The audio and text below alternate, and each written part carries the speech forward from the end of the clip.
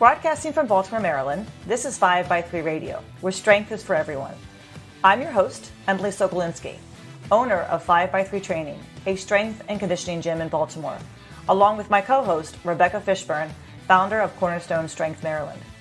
Each week, Rebecca and I will discuss the ins and outs of strength training, why there is a no one-size-fits-all approach, and why strength is so important in our daily lives. Thanks for spending some time with us today. Now, on with the show. Hi, everybody. Welcome back to another 5x3 Radio podcast. Me and Rebecca. Again, no Diego. Diego has moved on to greener pastures. No, he's not dead. Don't worry. He's, we got him for a couples podcast, and maybe we'll bring him back. Just a quick note that this podcast coming out today will be the only one for the month of September. We've got a lot of busy, crazy schedule. I'm going on vacation. Rebecca's dealing with her pigs. And that sounds ridiculous. I know, but it's true. Do you want to give any context? and the goats. The we pigs, can talk about the that. Goats, the turkeys, the sheep. Exactly. It's county fair. County fair. She's dealing with the county fair. So the county fair is coming up, and it's always the month of September. So she's busy with that. We're going on vacation. So we thought, okay, we're just going to take the month off for September. So this will be the one and only podcast for September, and we'll be back in October. And just a quick note, contest is coming up on Sunday, September 12th, the Charm City Strong Woman Contest. It's our 10th year. And if you'd like to make a donation, you can go to our website, 5x3.com, and click on the blog post that talks about the contest. I think there might be a link actually in our podcast info section too, where you can make a donation to the contest. We'd love to have you help us make our goal this year, as we've had in years past. Should be a good day, hopefully. And the next one will be probably in June. We're actually going to move the contest to June. So getting into our podcast today, we thought we should talk about training while stressed, or I guess training under stress, or how would you want to phrase this? Because there's lots of ways to talk about this. I was sort of thinking about it was more like training while dealing with profound stress or some sort of issue that's actually really traumatic. Yes. As opposed to, I think we've talked before about training around a hectic or busy life, or work goes off the rails, or that sort of thing. Yes. So schedule craziness. But I think a lot of times that is also accompanied by some sort of, mental stress component that can be pretty profound, depending on the person and depending on what's going on. Maybe, like we were just talking earlier about you getting ready for the Strong Woman competition, which is an event that is meant to raise funds for Ullman. And every year when you're doing that, it sort of brings back memories of something traumatic, of your sister's death. So like something along those lines that maybe has, like a deep, profound level of emotional trauma associated with it. And that can have, I think, a different type of effect. And obviously, not a doctor. Right. You're not a doctor. We're not doctors. We've just been through some things ourselves and watched clients go through some things and have maybe just observational level perspective on how something that is profoundly distressing can affect someone's training. And it's sometimes a hard thing to recognize, because I think, we live in a culture that sort of values strength. I mean, whatever. So we're talking about a strength podcast, but just like pull yourself up by your bootstraps, F your feelings, keep going, that sort of thing. And people reach a breaking point. Like you can go along to get along, or you can manage until you can't. And so it's sort of like that tipping point training while at that tipping point is a little bit more what I'm talking about.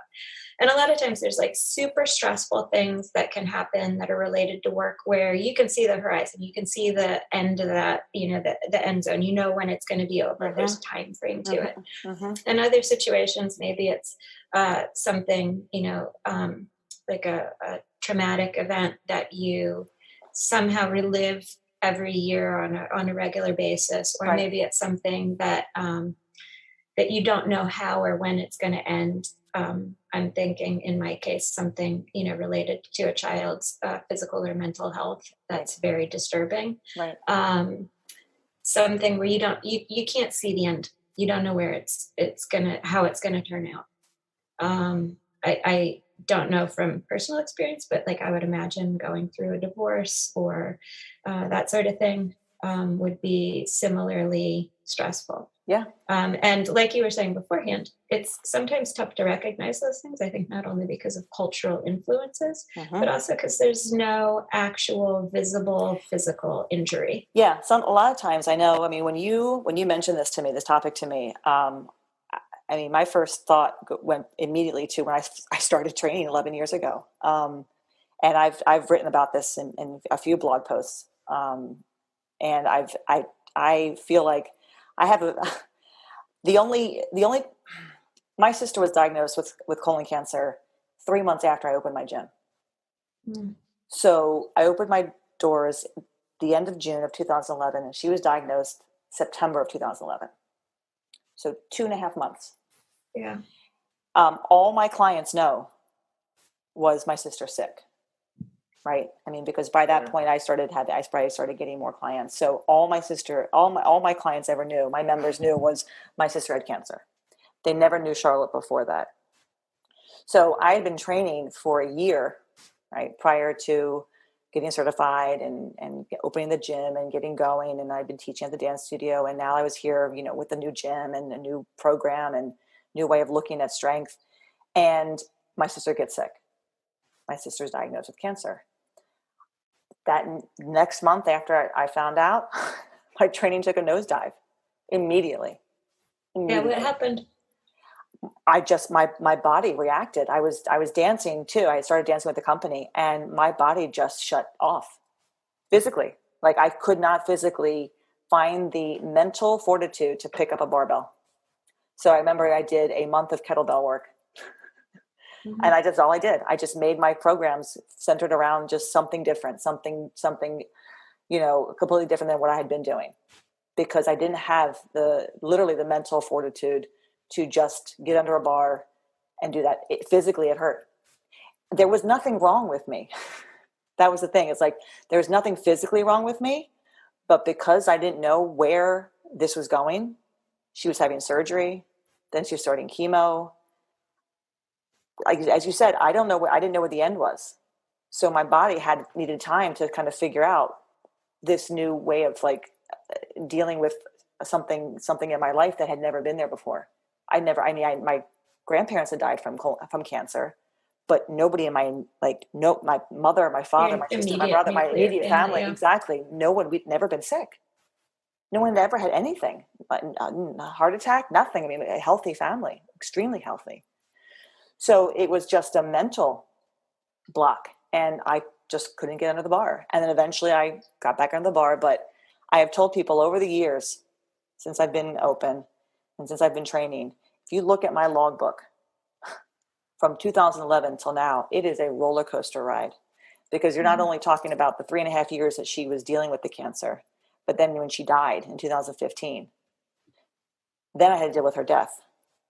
Then I had to deal with my niece and nephew moving to Colorado with my brother-in-law. Then I had to deal with my own relationship with my brother-in-law. Right. I mean, there's a lot to unpack. Which has not been an easy, nothing is right. It's not easy to navigate. No one, you have to so the stress that has occurred has been always typically since her diagnosis, because we were so close. I mean, we were 20 months apart, my sister and I. I mean, so we were almost twins, and everyone thought she was the oldest always. So my training, even though I had to remind them, no, I'm the oldest. Really? Charlotte? But Charlotte acts a lot older than you. She's so much more mature. She's so much more mature, and she was. But my training had to reflect what I was feeling, and I had to respond to that. I mean, there were days, and I think this is what we can get into talking about what to do. I mean, I had to tell myself, you can't do that. You can't do that weight. You better back the fuck off, or else you're going to hurt yourself. I mean, I had to really have a lot of talks with myself as to what weight I could push, what weight I couldn't push. A lot of like taking weight off the bars, and it was all physical issues that had nothing to do with like physically being hurt. Yeah. But just, well, I think in our culture too, like there's this idea that your body, your mental health and your physical health are two separate things, right, that they're not interconnected. Right. When in actuality, I think, again, not a doctor, but like a lot of people feel stress in a physical, painful way in their body. You know, like people like with their neck or their shoulders get, jammed up, or their low back or whatever, that sort of thing, like stressed out, and you're, fight or flight, and your shoulders are up in your ears all the time. And eventually your scaling muscles cramp up, and, they're hypertonic and pissed off and whatever. And that affects the way you're going to move in life in general anyway. Oh, yeah. Let alone when you're trying to move something significantly heavy. Yeah. So, yeah. And oh, yeah. No, for me, when that sort of thing happens, like I've had twice now over 6 years. Once a situation that was, I guess I would say sort of, I guess I would characterize it as something akin to PTSD, like an event that triggered trauma from an assault when I was in my 20s. And then just recently, just all of the stuff that's going on, and then concern about one of my kids' health. And like to the point where it's like, I'm getting ready to deadlift and I can't see the bar through the tears that are falling onto the floor. Right. And then I go to pick up the bar, and the way it processes for me always is with deadlift.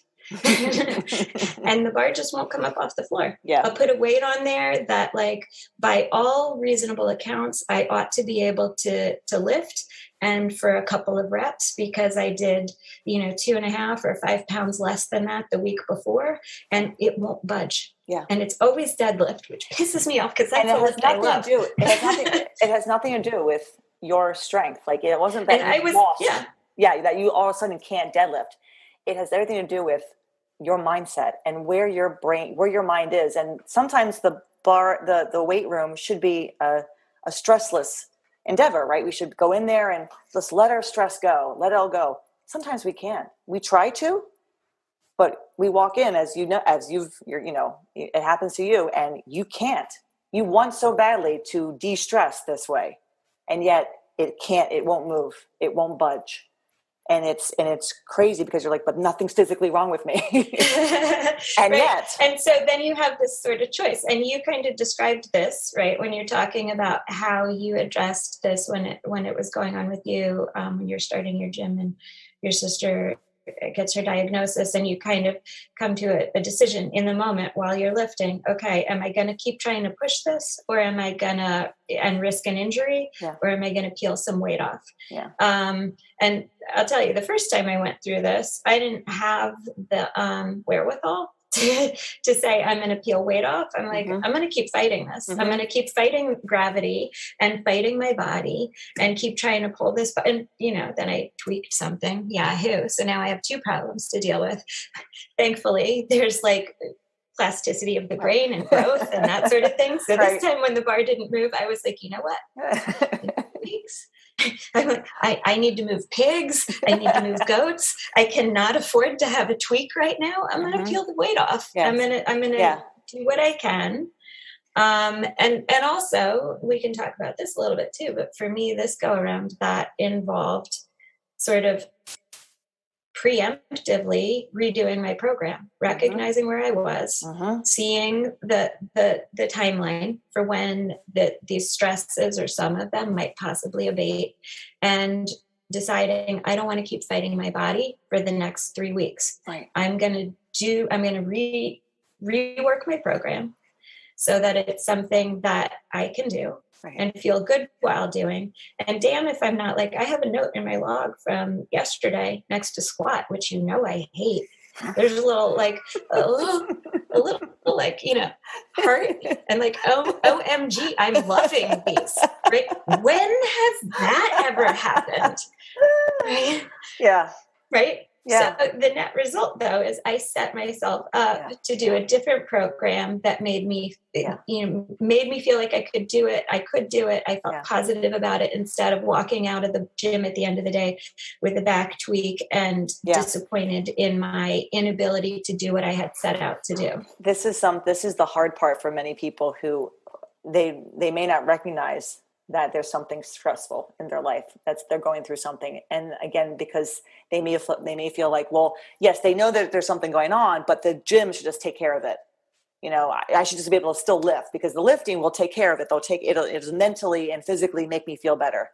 And then all of a sudden it's not, and they keep pushing and pushing, as opposed to recognizing, wow, that's actually affecting my training. And if I really want to continue and enjoy this and get something out of it, I need to drop that lift maybe, or drop the weight, or, do just one set and not push the 3 sets just because the program calls for. I mean, I think we get stuck in this mindset of, well, the program calls for this, and either they have a coach, and the coach I think the coach, if the person's a good coach, will understand and should recognize, you know what? You told me last week X, Y, or Z. Like I've done with many of my clients when they have come in and something's bothering them and their back is bothering them. And I say, it's not your back. Your back hurts you because remember you told me last week that you're going through this with your husband, and they go, oh my God, you're right. Because it wasn't that. I mean, and they recognize that. Like Laura, Jesse's wife, is a teacher. And she started back to school. Well, 2 weeks prior to that. It's not stressful to start school at all right now. No, right. 2 weeks prior to that, she said, she said, Emily, my back's starting to hurt. And she goes, it's not the deadlift. I'm like, of course it's not the deadlift, Laura. You're starting school in 2 weeks. It's anxiety. It's anxiety. And sure enough, she said, I know. But she knows that. She recognizes that. She's not going to not deadlift.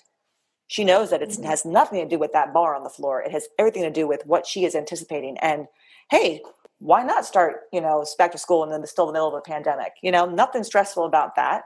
Nothing stressful about children and parents and masks and this and that and, school boards but the fact is she's learned enough to recognize that it was nothing to do with that weight, and it's everything to do with where her mind is. And when she was able to kind of just feel that, it went away. And when she started back to school, it went away.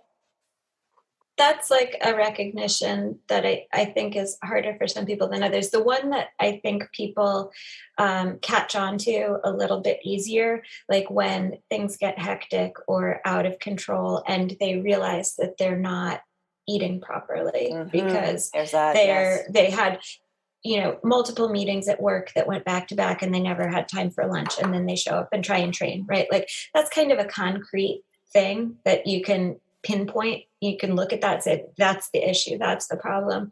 Or, like when they're losing sleep or, waking up in the middle of the night from stress, right? Yeah. That's like also like, oh, I recognize that. I recognize that as stress. But the stuff that you're able to like eat normally through or not, sleep normally through or not, but that is, just a different kind of profound stress that maybe is like harder for some people to recognize. And I recognize because of, I mean, I don't know how this sounds, but because of what I went through, because of what happened to Charlotte, literally right when I opened my gym. And that's all I've ever known. And that's what, and I think I have an up. I have an advantage. I can empathize with almost everybody who walks into the gym, but because it's the roller coaster ride that my body went on during that time, like not just her sickness, but then subsequently her death. I mean, the day before she died, I remember it was a Tuesday, and I went to the gym and I'm supposed to train. I couldn't even bike. I couldn't even get on the spin bike to do some biking. I literally lay down on the floor in the gym and was just crying because I knew she was dying, and she died the next day. My body was in such a state. I'm sorry. Yeah. I mean, it was in such a state that it was one of those, like, how do you push through? How do you just, you can't. You have to accept the fact that this is where you are and you can't do anything right now. And that's okay. It's okay. Then I experienced so many things like that over the next 6 years too, since her death. The biggest one was a year after she died, was 2016. And I was having a lot of issues with my brother-in-law, and I wouldn't speak to him for many things I'm not going to get into. And my nephew wanted to have a sleepover at my house, and I had just been so like trying to avoid talking to his father. And finally, he just flat out asked me, and he was 8 at this point. He just said, Emmy, can we have a sleepover at our house? Can you ask Daddy? And prior to this, I couldn't squat to a fucking 18-inch box. I was trying to do box squats with like 65 pounds, and everything hurt. Everything hurt. I was injured. I was quote unquote injured. He said, "Can you ask Daddy?" And I was like, I can ask him. I will email him. I can't talk to him, but I can email him. And I asked, can the kids stay the night? And he responded, yes. The next week, squatted just fine, 95 pounds, no box. The next week. Yeah, that's interesting. 105 pounds. Fast forward 6 months, and I'm at the meet with you at Westminster doing 210 and nice. Deadlifting and pressing, right? I had the best training run I'd had in years, Rebecca, since that day when I said I made peace with myself because decided I had to put my nephew and my niece first before all this, my sister's children. And that when that happened, that was like March. The rest of the year was just nothing but PRs. I mean, just nothing but like, just it just rolled. The training program just rolled. I mean, I hadn't felt that good in 5 years since, opening the gym, beginning her diagnosis, everything, even her death. I couldn't believe it. And it was like, I had let so much go in that one email because I put them first. It's like you found a solution and then the stress faded. And then you found your way forward out of that. And it was to put the kids as a priority. And unfortunately, it like a couple of years later, there was another hiccup. And then I had to like experience pain again, got through that, then another hiccup. So there always, when something changed, either good or bad, I would experience that and had to figure out, how do I get through this? But that was where the pain was real, but it really wasn't, I wasn't injured. It was just manifesting itself. This physically. Is like the mental and the physical are connected, and people don't always, I guess the thing is, like, somebody who suffers from depression would know that, right? That's their life experience. But when a person who doesn't typically suffer from depression has a deep and profound stressor like that, something very traumatic, and their body responds in that way, it, I guess, can be like for me, the first time I didn't know what was going on. I couldn't figure out why the bar wouldn't come up off the floor. Right. I remember because it was at the old gym, and I set the bar up on the rails to put the 45s on the edge, to then move it onto the floor to start my warm up. 135, put it on the floor, like tried to take it off the rack to put it on the floor, and it hurt. And I was like, why does this hurt? And I think I did maybe 2 or 3 at 135, and I was like, what the hell is going on? I could not understand why my body hurt like that. I knew I was upset. I knew there was shit going on. But I didn't understand, because I mean, some of that is maybe in my case, like I was coming from a cardio background, right? And so for me, it's like you go, you're stressed out, you run. Like I would Right. dissipate some of that Right. anxiety by running. Right. I didn't have to like focus and concentrate all of my energy and produce a great amount of force. It was just like go out and run on the street and flail around, right? Like run like Phoebe and Friends and feel better about it when you're done. That's right. but it was so my body responded to barbell training under stress very differently than it responded to cardiovascular exercise under training. And I wasn't expecting that. Yeah. And I guess, the only point for people who are new to it is just like, I just, people should know that can happen. It's not, there's nothing wrong with them. Right. It's, and having someone to reach out to talk to about that, because if you're training on your own, you may not recognize that that's what's going on. You may think that you really injured yourself. You may think that, what the hell happened to me? I'm pathetic. My program sucks, or, I suck. And not realizing like, your aunt died who you're really close to, a week ago. And even though the funeral's over and you might still be feeling pain from that. I mean, I don't think we recognize that because we think that this should take it away, right? This should just take it away. And that's what happened to me, 2018, when the kids moved to Colorado. That was like another hiccup. And I was trying to lift one day and everything hurt. And I made an appointment to see my doctor. And I just was in there and I was just in tears. And she said to me, Emily, I've known you a long time. She has. And she said, and you've been trying to do things non-pharmaceutical, which I admire, but maybe it's time to try something pharmaceutical. And I just looked at her and I said, let's do it.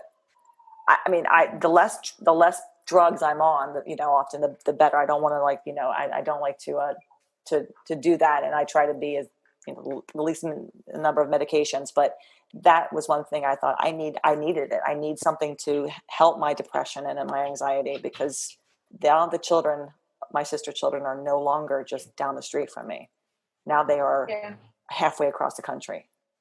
And it was another, Charlotte's not here anymore. So that's where I've been for the past, 4 years, 3 years now. 3 years. But she's looked at me and she said, I understand that the barbell is, you've been doing that as your therapy, as your mental therapy.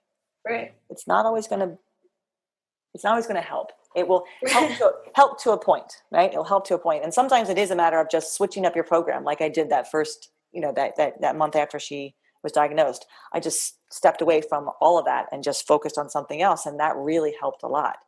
And sometimes that the person may need that, depending on what kind of stress they're under. They may need to just step away from their program and maybe just do some cardio, just go for a run if they like to run or bike, or maybe just do some yoga, or, just take a boot camp class. I mean, something that's going to just let them move their bodies, let them sweat, and I'm not so that, because there is the stress that we put our bodies under with strength training can also, interfere with us as well. I mean, the stress that we're under. So sometimes it might just be stepping completely away, like I did. I stepped away. Yeah. And then I came back when I was ready and I stepped away again when I needed to, I mean, you have to figure out for yourself, or maybe have a coach. If you have a coach, help you, what's going to be the best path to move forward on, given the situation now.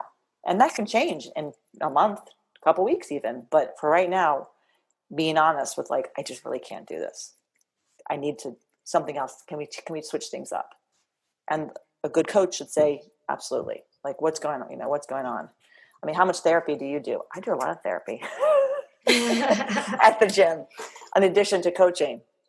And I think I can recognize stress in people a lot faster than they can recognize them themselves, because I see myself in them, when they can't move, when something won't come off the floor. My older client, this was a couple months ago, he was deadlifting and his deadlift is great. And the bar wouldn't budge. And it turned out he'd had a fight with his daughter like a couple of days before. And it was still on his mind. And he said that. I said, well, that explains it. He goes, no. I said, no, that explains it. It explains a lot. you can't focus on this because your brain is focusing on your relationship with your daughter and the fight you had. That's stress. You had a stressful, encounter with her. You're still thinking about it. You're her father. It's not like you don't feel anything for her. He's like, and then the next week, right back to where he was, like easy. Yeah. But, and so, I mean, like kind of that sort of situation, like recognizing it might be something that's like a stressor like that has a fairly immediate solution. Like my mother-in-law calls them DMCs, deep meaningful conversation, right? So like a DMC in that case between your trainee and his daughter might resolve that situation. Yeah. And then he can get on with what was his regular programming. In other cases, when it's something that's extending over a long period of time, maybe you change up the program. Yeah. Something that's going to allow the person, the trainee, to maintain some consistency and some movement, and also hopefully be able to view their training, whatever shape it ends up taking, as something that adds to their life in a positive way, instead of something that at the end of a training session gives them another reason to feel like crap. Right.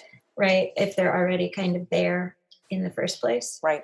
So, and then like you also mentioned, for yourself in 2018, like seeking medical help when it's warranted. Yeah.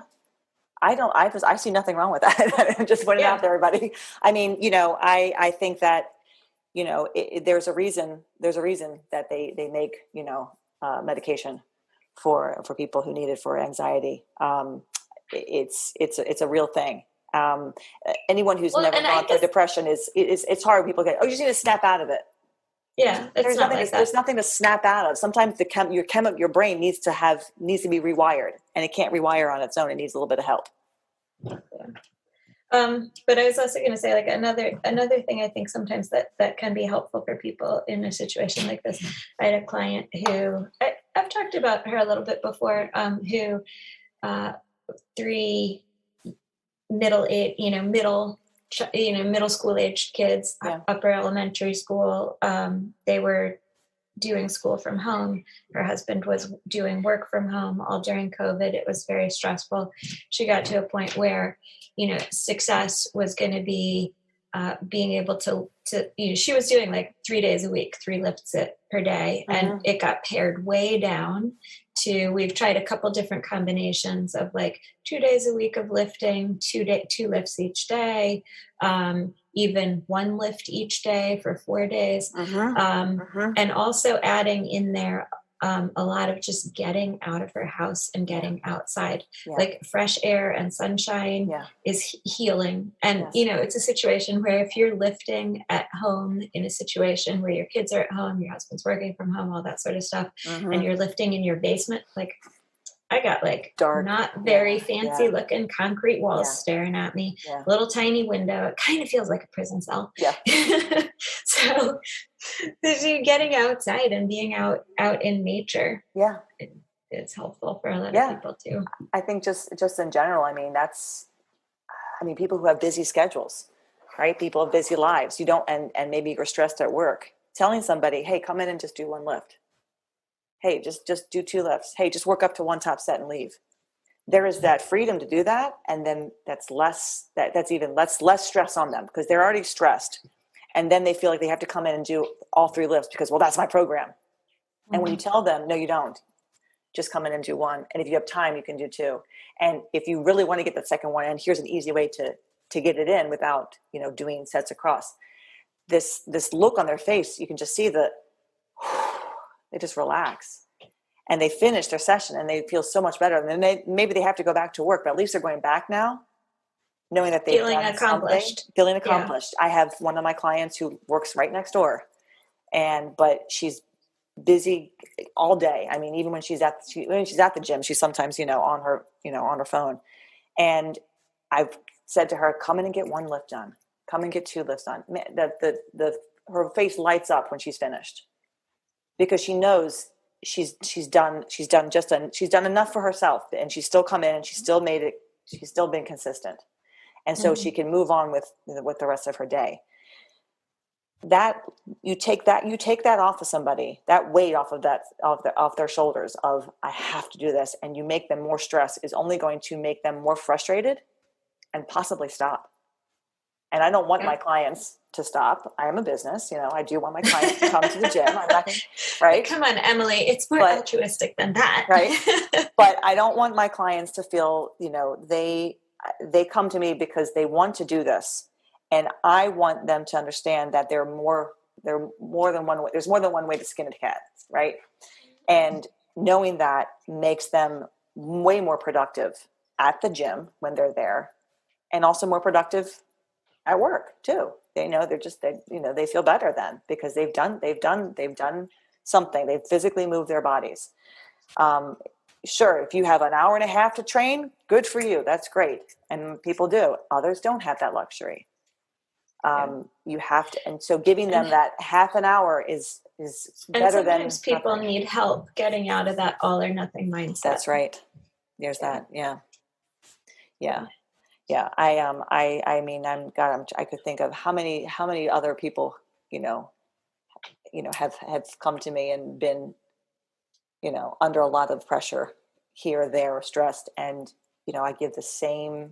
I just try to give the same message. And I tell people, if you saw my logbook, if you know what I've been through, I can empathize. I get it. This is my happy place. Like I was visiting my mom on Thursday, talking to her about a few things that I had to get off my chest. And then she said to me, "Are you going to the gym?" I said, "Oh yeah." For me, I need that no matter what I do. And I've learned that, like, no matter what I do, I'm going to go and do something. And I've learned that because I did that with Charlotte. I did that for all those years. Every time I walk in the gym, I'm going to do something. I call it my vacuum injury from Monday. I was vacuuming at the gym with a stupid vacuum cleaner that I hate.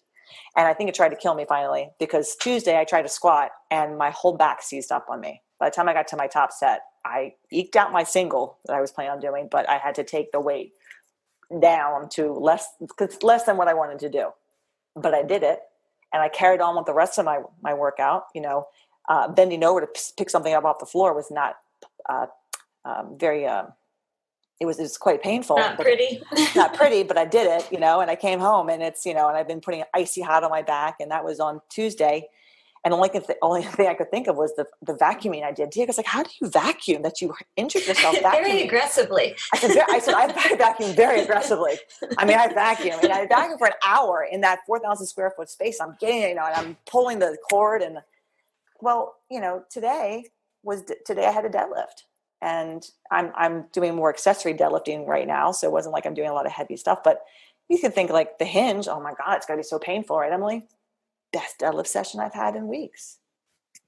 My mindset was, I'm going to see what I can do. If I can pick up 115, I'll be happy. If I can hinge down there and grab anything off the floor and feel, fairly decent, well, it turned into the best session I'd had in a few weeks. Simply because I was telling myself, I gave myself permission to just not complete the program as I had put down, as it was written. It was going to be what it was going to be. And it turned into a great session. It could have gone the other way. It could have been like, wow, my back is still really messed up from the vacuuming, but which is why I should not clean. I should just, because I shouldn't be cleaning anyway. But I have that attitude. I will always have that attitude. And I've had that attitude for 10 years now. I'm going on 11 years. And I try to get people to accept where they are and understand where they are, and be okay with changing something as needed, because it will pass. Like I said, we always talk, this too shall pass. This too shall pass. And, you will have a day where the bar will come off the floor, and you'll have a day where it won't come off the floor. And it's no judgment on you as a lifter. You're not weaker. Check what's happening in your life. What happened yesterday? What's happening in another day? What happened last week? I mean, we forget because we've moved on, we think physically, but maybe mentally we haven't moved on, from that experience. Or something will trigger something, something will come up, and it'll be we'll feel bad. Like yesterday was Jack's birthday. That could have been why I was in a weird state too. He was turning 14. Oh, yeah, they grow up so fast. They grew up so fast. I mean, he was 7 years old when Charlotte died, and now he's 14. That means it's going on 7 years. Half his life. It's like Charlotte would be so proud of him. She would just adore the young man that he has become, and that my brother's birthday was Wednesday. I was fine Wednesday. Thursday though was Jack's birthday. I felt a little different on that day, and that's going to happen. And I kind of accept that that's going to happen. I might have these moments where, shit, what day is it today? Or what month is it? Oh, it's Thanksgiving. Oh, that's her favorite holiday. Oh, it's Christmas. Oh, Christmas tree, presents, kids. I mean, it's just, so I kind of have to plan myself, plan around how, how's it going to go? Okay, I have this plan. I may have to change my plan. That's okay. Well, it's having grace with yourself and being flexible with your programming. Yes. And maybe recognizing if there are things like you're saying that are annual that kind of stir things back up. Yeah. And giving yourself permission to be flexible with your programming during those times. So I think to wrap up, because I know we both have to get going. In conclusion, I gotta go weigh pigs, Emily. Yeah, she has to go weigh pigs. In conclusion, it all depends, as we always say. It all depends, but there is such a thing as really checking in with yourself, and if you're not sure, maybe talk to somebody. Maybe just maybe talk to your coach if you have a coach. But again, I think the coach would be. If they're the good coach, the right coach for you, they might recognize what's going on and say, hey, is everything okay? Do we need to make some adjustments? Like, what's happening? And if you have a good enough relationship with your coach, that might, you might be able to explore some things and really make some nice changes that could help you get over that hump where you are right now. Maintain consistency. Exactly. And get over the hump. We could probably talk about this again. I think that, bringing up, discussing the stress might be another topic to down the road again in another manner, because there's a lot to say about this. And I don't think we really delve too much into it. There's a whole thing about depression, training with depression. Right. So that definitely could be another topic. That wraps up our podcast for today, everybody. If you've got questions, as always, or comments about anything that we've talked about, we'd love to hear from you. If you've got a story that you'd like to tell and you want to share with us and have us share with other listeners, pass it on to us. You can email me at emily@5by3.com or Rebecca at cornerstonestrengthmaryland@gmail.com. We thank you for joining us together. Yes. Check out the 5by3 website for more information about the Strong Woman Contest and ways that you can participate even from afar by making a donation to Ullman. Like our friend George, who made a very nice donation. One of Rebecca's clients, and a 5by3 radio listener. Thank you, George. And many. Hey, George. Thank you, James. Thank you to all of our Fred. Thank you to many of our listeners who have made donations. It's greatly appreciated. We will be back in a few weeks in October. So get this one downloaded and listen to, and then we'll be back probably the beginning or second week of October with another podcast. And we'll see you then. Thanks, everybody. Thank you, Rebecca. Sweet. Take care. Bye. Bye-bye. Thanks for listening to 5by3 Radio with Emily and Rebecca. If you like our show and want to know more about 5by3 training, please visit us at www.5, that's F-I-V-E, the letter X, the number 3.com. You can also find us on Facebook and Instagram. To learn more about Rebecca, please visit her website, cornerstonestrengthmaryland.com. Thanks for listening and have a great week.